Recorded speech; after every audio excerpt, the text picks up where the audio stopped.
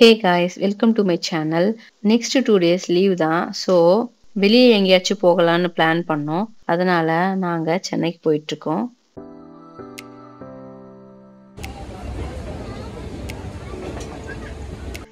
இது next day morning. நாங்க மகாபலிபுரம் வந்திருக்கோம்.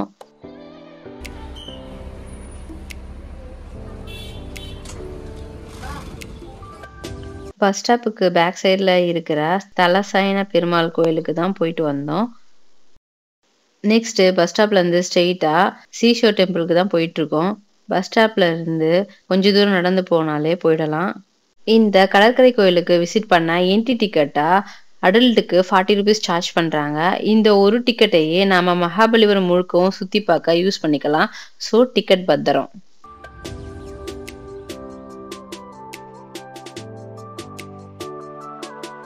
நாம ஃபர்ஸ்ட் போயிட்டு இருக்கிறது கடற்கரை கோயிலுக்கு தான். இப்போ நல்லா மெயின்டைன் பண்ணிட்டு இருக்காங்க. நான் கடைசியா காலேஜ் படிக்கிறப்போ வந்தது. இப்போ நிறைய சேஞ்சஸ் பண்ணியிருக்காங்க. மாமல்லபுரம் கடற்கரை கோயில் தமிழ்நாட்டில் அமைக்கப்பட்ட முதல் கட்டுமான கோயில். இது 2ஆம் நரசிம்மவர்ம பல்லவனால கட்டப்பட்டது. இந்த கோயில் ஆர்கியாலஜிக்கல் சர்வே ஆஃப் இந்தியாவால பாதுகாக்கப்பட்டு வர 440 புராதன சின்னங்கள்ல ஒண்ணு. இந்த கோயில் வங்காள விரிகுடா கடற்கரையை ஒட்டி அமைஞ்சிருக்கிறதுனால இது மாமல்லபுர கடற்கரை கோயில்னு அழைக்கப்படுது.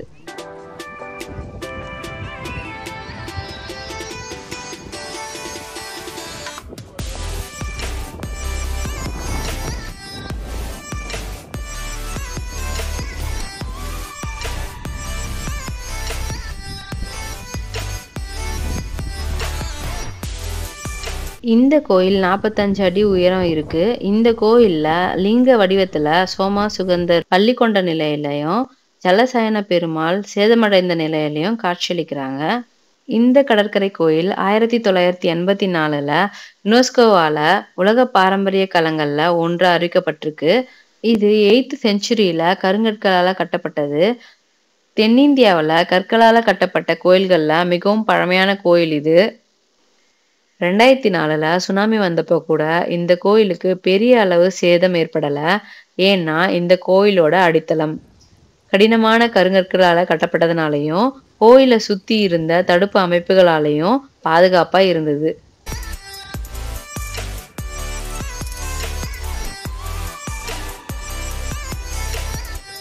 நெக்ஸ்ட் பீச்சுக்கு தான் போயிட்டு இருக்கோம். ஃபர்ஸ்ட்லாம் என்ட்ரன்ஸ்லயே நிறைய மணலா இருக்கும். இப்போ கொஞ்சம் குறைஞ்சிடுச்சு. நிறைய ஷாப்ஸும் வந்துடுச்சு.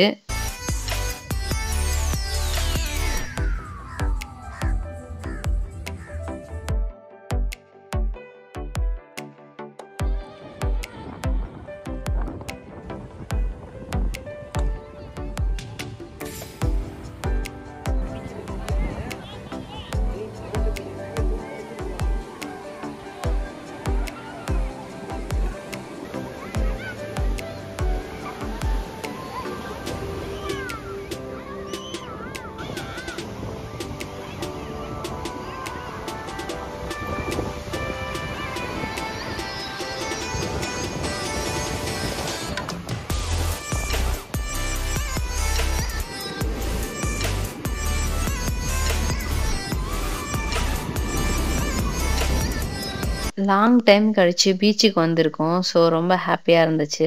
நாங்களும் கொஞ்ச நேரம் இருந்துட்டு இங்கிருந்து கிளம்பிட்டோம். யாருக்கெல்லாம் பீச்சுக்கு போக பிடிக்கும்னு கமெண்ட் பண்ணுங்க. வெயில் ரொம்ப அதிகமா இருந்துச்சு. ஸோ பக்கத்து ஒரு கடையில ஸ்வீட் லைம் சோடா ட்ரை பண்ணோம். நல்லா தான் போட்டு கொடுத்தாங்க. பட் என்னோட ஒரு சஜஷன் என்னன்னா, ஸ்ட்ரா எதுவும் வாங்காதீங்க. சப்போஸ் நீங்க ஸ்ட்ரா வாங்குறதா இருந்ததுன்னா ஒரு டைம் ஸ்ட்ரா உள்ள செக் பண்ணிக்கோங்க. பிகாஸ் என்னோட ஸ்ட்ரால கட்டெரும்பு இருந்துச்சு. நானும் பார்க்காம குடிச்சிட்டேன். ஸோ இங்க ஹைஜீன்லாம் எதிர்பார்க்க முடியாது. நெக்ஸ்ட் நாங்க மகிஷாசுரமர்த்தினி குகை மண்டபத்துக்கு போயிட்டு இருக்கோம்.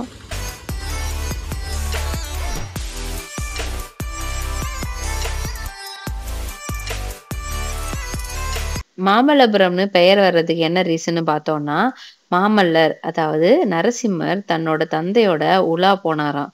அப்போ ஒரு பாறையின் மேல யானையோட படம் வரைஞ்சிருக்காரு.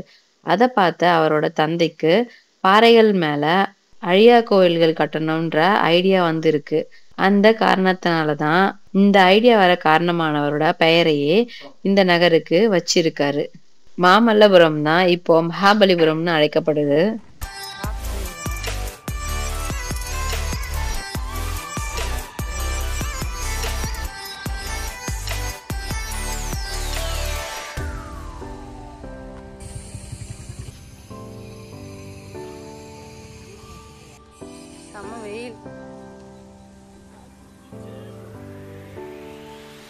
இந்த மகிஷாசுரமர்தினி மண்டபம் லைட் ஹவுஸ்க்கு பக்கத்துல தான் இருக்கு.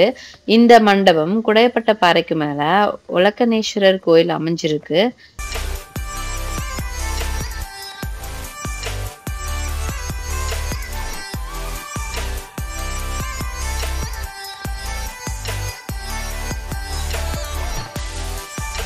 இங்க இருந்து பார்க்க வியூ அவ்வளோ நல்லா இருந்துச்சு.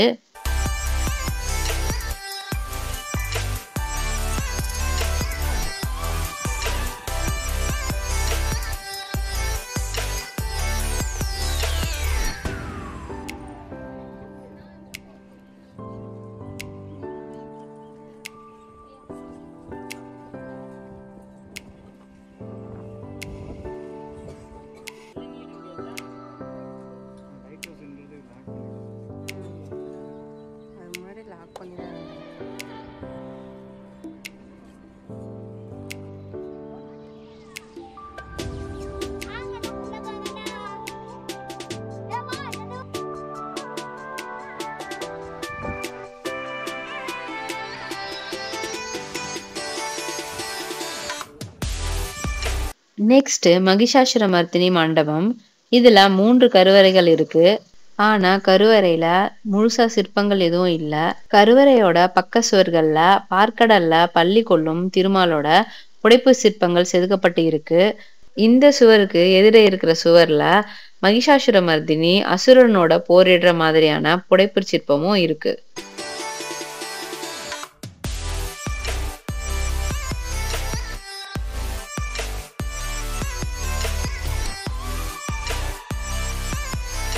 நெக்ஸ்ட் லைட் ஹவுஸ் போகலான்னு பார்த்தா லஞ்ச் டைம், அதனால க்ளோஸ்டா இருந்துச்சு.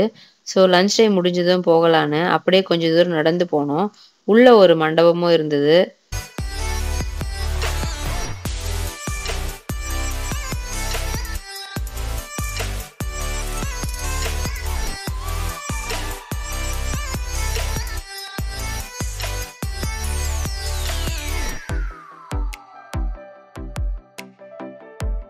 ஸோ நெக்ஸ்ட் 5 ரதம் பார்க்கலான்னு நடந்து போயிட்டு இருக்கோம்.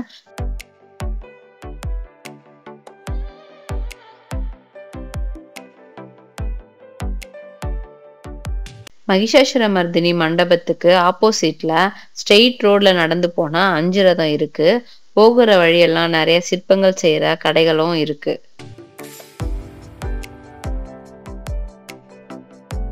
வெயில் அதிகமா தான் இருக்கு. ஸோ நீங்க இன்கேஸ் நடந்து போறீங்கன்னா அம்ப்ரெல்லா ஆர் கேப் கொண்டு போங்க.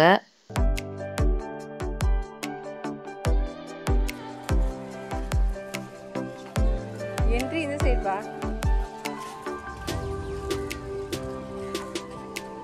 இனிமே லெமன் ஜூஸ் லைஃப்ல சாப்பிட மாட்டேன். இந்த 5 ரதம் பஞ்சபாண்டவ ரதம்னு அழைக்கப்படுது. ரதம்ங்கிறது இயற்கையா இருக்கிற பாறைய மேல இருந்து கீழ் நோக்கி செதுக்கி உருவாக்கிய ஒற்றைக்கல் கோயில். இது தேர் போல இருக்கிறதுனால இத ரதம்னு அழைக்கிறாங்க. இங்க திரௌபதி ரதம், தர்மராஜா ரதம், அர்ஜுன ரதம், பீஷ்மர் ரதம், நகுல சகாதேவ ரதம்னு 5 ரதங்கள் இருக்கு. அதனாலதான் இது 5 ரதம்னு அழைக்கப்படுது. இந்த திரௌபதி ரதம் கொற்றவை இல்லைன்னா துர்கைக்கு உரியதா இருக்கலாம்னு சொல்லப்படுது. ஏன்னா இந்த ரதத்துக்கு ஆப்போசிட்லயே சிங்கத்தோட சிற்பம் இருக்கு. அர்ஜுன ரதம் எந்த கடவுளுக்காக அமைக்கப்பட்டதுன்னு கருத்து வேறுபாடு இருக்கு. இது முருகன், சிவன், இந்திரன் இவர்கள்ல யாராவது ஒருத்தருக்காக கட்டப்பட்டதா இருக்கலாம்னு கூறப்படுது. இருக்கிறதுலயே பெரிய ரதம் பீம ரதம் தான். இந்த பீம ரதம் சதுர வடிவுல இருக்கு. இது திருமாலுக்காக கட்டப்பட்டதா கூறப்படுது.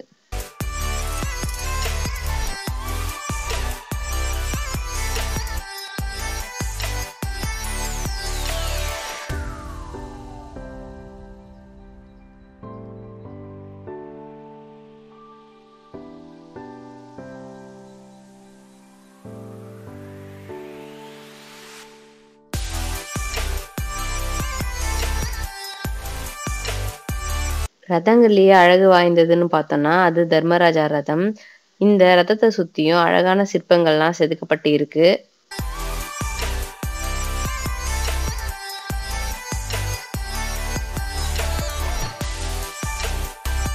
நகுல சகாதேவர் ரதம் இந்திரனுக்காக கட்டப்பட்டதுன்னு சொல்லப்படுது. ஏன்னா இந்த ரதத்துக்கு பக்கத்திலேயே பெரிய ஒரு யானையோட சிற்பம் செதுக்கப்பட்டிருக்கு. பஞ்ச பாண்டவ ரதம்னு அழைக்கப்பட்டாலும் இது மகாபாரதத்தோட தொடர்புடையது கிடையாது. நெக்ஸ்ட் லைட் ஹவுஸ்க்கு வந்திருக்கோம். லைட் ஹவுஸ் டைமிங் வந்து காலையில 10 to 12:30 அண்ட் ஆஃப்டர்நூன் 2 to 4:30. மேலே ஸ்டெப்ஸ் ஏறி வந்தாச்சு. ஸ்டெப்ஸ்லாம் சின்னதாக தான் இருக்கு. நான் ஃபர்ஸ்ட் டைமாக லைட் ஹவுஸ்க்கு வந்திருக்கேன். இந்த லைட் ஹவுஸில் மேலே இருக்கிறவங்க கீழே வந்ததும் ஒரு 10 மெம்பர்ஸ் போல தான் மேலே போக அலோவ் பண்ணுறாங்க. லைட் ஹவுஸில் இருந்து வியூ அவ்வளோ சூப்பராக இருந்துச்சு. லைட் ஹவுஸில் ஆர்கியலாஜிக்கல் டிபார்ட்மெண்ட்டோட என்ட்ரி டிக்கெட் இங்கே வேலிட் கிடையாது. ஸோ லைட் ஹவுஸ்க்கு போக பர் பர்சனுக்கு 10 rupees சார்ஜ் பண்ணுறாங்க.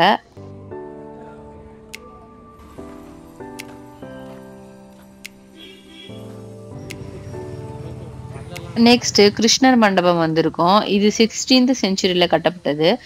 இந்த மண்டபத்துல இந்திரன் மழையை ஏற்படுத்துவார். அதனால கிருஷ்ணர் தன்னோட பசுக்கூட்டத்தையும் ஆயர்களையும் மழையில இருந்து காப்பாத்த தன்னோட இடது கையால கோவர்த்தன மலைய தூக்குற காட்சி சிற்பமா செதுக்கப்பட்டிருக்கு. இதுதான் சொன்னேன்.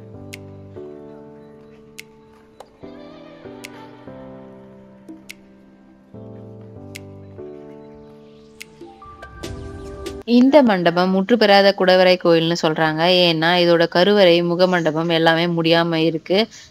இந்த மண்டபத்தை பஞ்ச பாண்டவர் மண்டபம்னு அழைக்கிறாங்க. இந்த மண்டபத்துக்கு பக்கத்துல சுமார் 30 மீட்டர் உயரமும் 60 மீட்டர் அகலமும் கொண்ட சிற்பங்கள் செதுக்கப்பட்ட பாறை இருக்கு. இத அர்ஜுனன் தபசுன்னு அழைக்கிறாங்க. இங்க மனிதர்கள், மிருகங்கள்னு பல வகையான சிற்பங்கள் செதுக்கப்பட்டிருக்கு. மகாபலிபுரம் வந்தா கண்டிப்பா இங்க நின்று போட்டோ எடுக்காத ஆளே இருக்க மாட்டாங்க. அந்த அளவுக்கு ஒரு அழகான பிளேஸ் இது.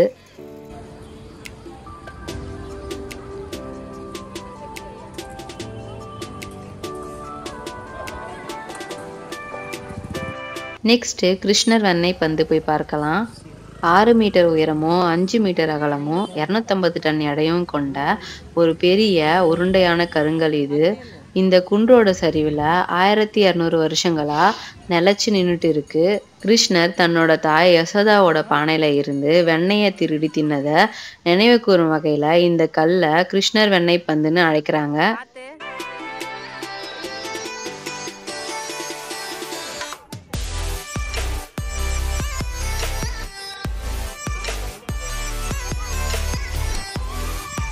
இந்த கிருஷ்ணர் பந்துக்கு ரைட் சைட்லயே கணேச ரதம் இருக்கு.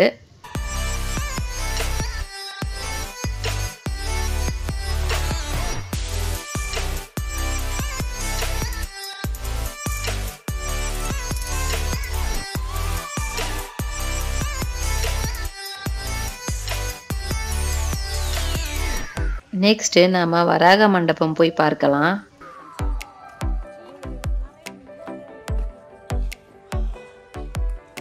இந்த சைடு தான் மேலே போனாங்க.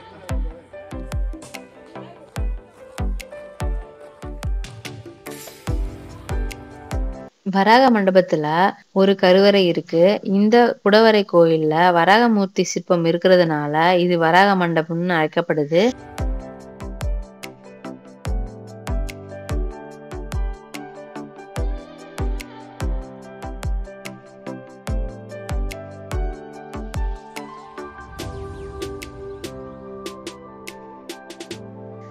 மகாபலிபுரம் முழுக்கவும் கிளீனா மெயின்டைன் பண்ணிட்டு இருக்காங்க. என்னோட ஒரு கைண்ட் அட்வைஸ் என்னன்னா, நீங்க போனீங்கன்னா குப்பை போடாதீங்க. அதே போல மற்றவங்களையும் குப்பை போடக்கூடாதுன்னு என்கரேஜ் பண்ணுங்க. எல்லாமே ஓரளவு கவர் பண்ணிட்டோம்.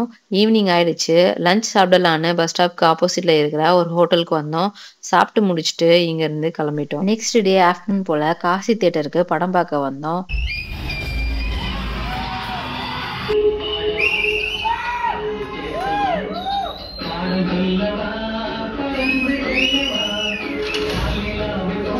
படம்லாம் பார்த்து முடிச்சுட்டு டின்னர் சாப்பிடலான்னு காசி தியேட்டருக்கு பக்கத்துல இருக்கிற பாம் ஷோருக்கு சாப்பிட வந்திருக்கோம். ஃபர்ஸ்ட்டு சிக்கன் பிளாட்டர் தான் ஆர்டர் பண்ணோம். இதில 5 டிஃப்ரெண்ட் டேஸ்ட் ஆஃப் சிக்கன் இருந்தது. எல்லாமே நல்லா இருந்துச்சு.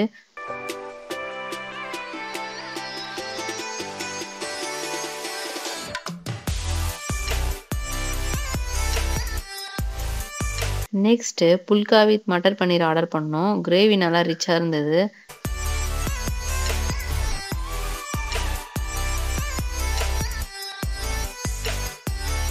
மட்டன் பிரியாணி ஆர்டர் பண்ணியிருந்தோம்.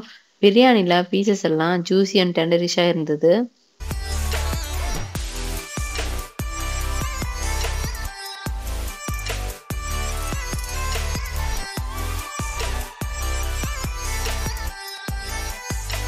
சிக்கன் மந்தி பிரியாணி ஆர்டர் பண்ணோம். நான் ஃபர்ஸ்ட் டைமா மந்தி பிரியாணி ட்ரை பண்ணேன்.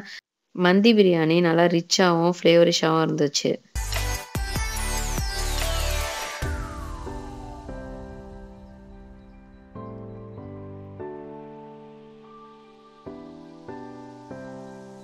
ஃபைனலா டெசர்ட் ட்ரை பண்ணோம். இதில Palmshore special mini falooda, tender coconut milk shake and choco beauty try பண்ணோம். 3மே அல்டிமேட்டா இருந்துச்சு.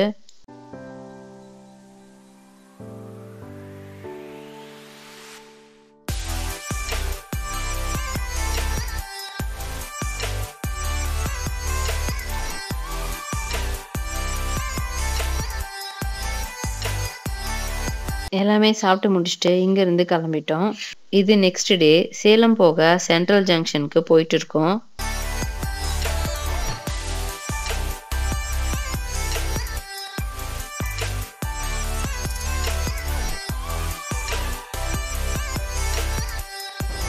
கடைசியா சென்ட்ரல் ஜங்ஷனும் வந்து சேலம் போக ட்ரெயினும் பிடிச்சாச்சு. இந்த வீடியோ உங்களுக்கு பிடிச்சிருக்கும்னு நினைக்கிறேன். நெக்ஸ்ட் வீடியோவில் பார்க்கலாம். Thank you for watching.